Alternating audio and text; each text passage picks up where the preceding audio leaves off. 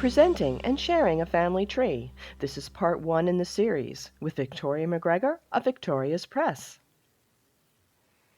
I'm going to show you how to create an online family tree using a handful of programs that will give you a permanent place to track, attach sources and memories, and share with others in a format that's easy to create and to understand, secure and private. Let's get started. House Elves Anonymous is my canvas of choice for this course, the backdrop. This is perfect, room for 70 entries and 5 generations. The detail, the ability to zoom in and out, I can get right inside the tree among the branches. Of course, there are other designs, or you may choose to design your own. This purchased, easily downloaded JPEG file perfectly suits my family tree. Always be mindful of copyright when sharing the work of others. The original artwork always does belong to the artist. I'm using Canva for editing purposes. Apple's Keynote or Microsoft's PowerPoint are also suitable for this kind of work.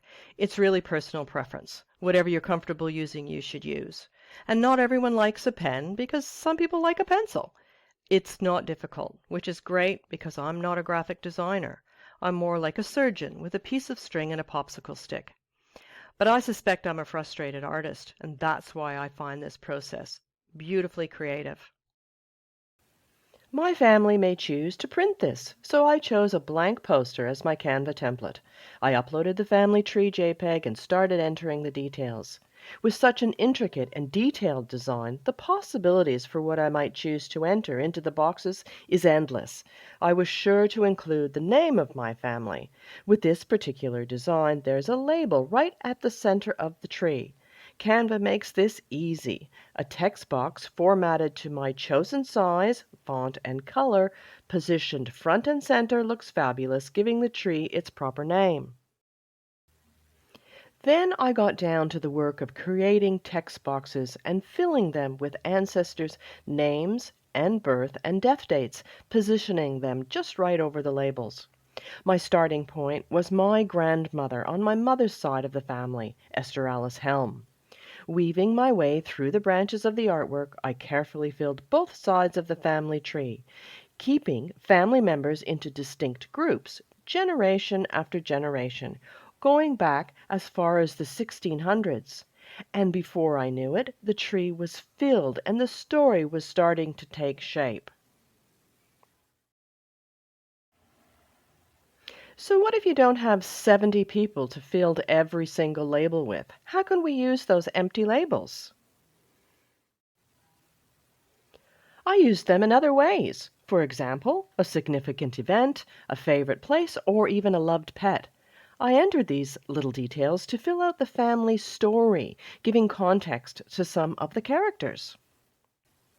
When I was sure I had it exactly right, checked the names and dates were on the right labels, I downloaded the family tree and saved the poster as a PNG file. Of course, if you're using PowerPoint or Keynote, you're simply saving the file, no downloading. I discovered Ponga in early 2021. There was something special and different about it. It fit perfectly with what I wanted to create, which was to share my family tree and family pictures, build the stories with my entire family, privately and securely, and updatable. And I'm not shy. I usually just jump right in. So last year, I contacted one of the Ponga co-founders, Barbara Tien, and from there, my creative energy just took off. Ponga is the magic, bringing everything together into one private, secure history book that gets pulled from the library shelves by my guests. I'm not going to provide a crash course or a private tour of Ponga. The team over at Ponga do a top job of that. In fact, I highly recommend you visit the link below for Ponga tips and articles. But here's a quick user's description. The software runs in your browser and creates a new way to organize your photos quickly and easily so that you can use them to privately share stories with family and friends. Genealogists and family historians use Ponga to capture research and crowdsource stories. Membership protects the privacy of your pictures, and as a member, you can invite as many free guests as you like. Ponga creates an album for every person identified in the pictures uploaded to a member account.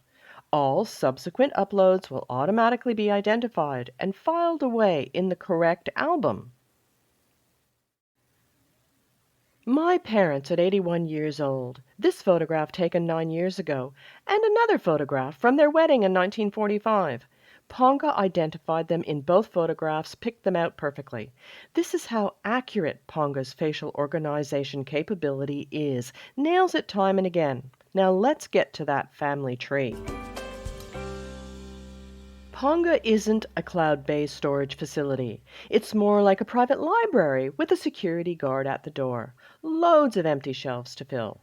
My file of 50 megabytes isn't a problem. There's no limits to file size or quantity for uploaded images. Now that my family tree is uploaded, it's time to begin entering the links to geographical and historical information, documents and photographs, and stories to share with my family. This is where the family tree comes to life.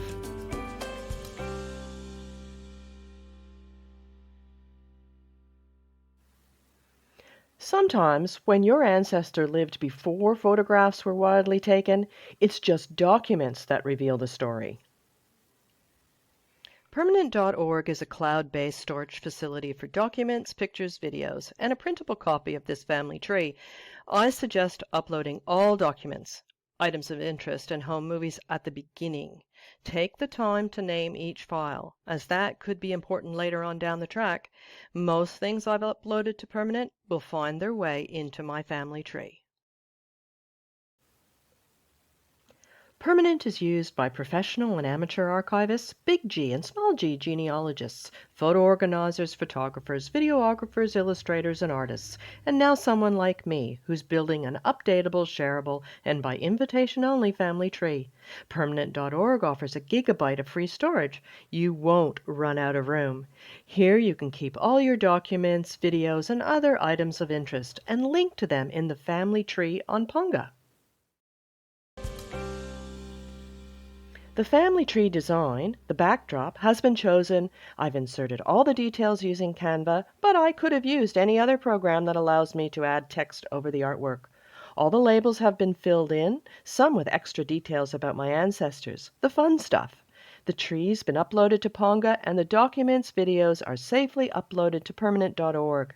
That concludes part 1. Up next, it's Ponga time.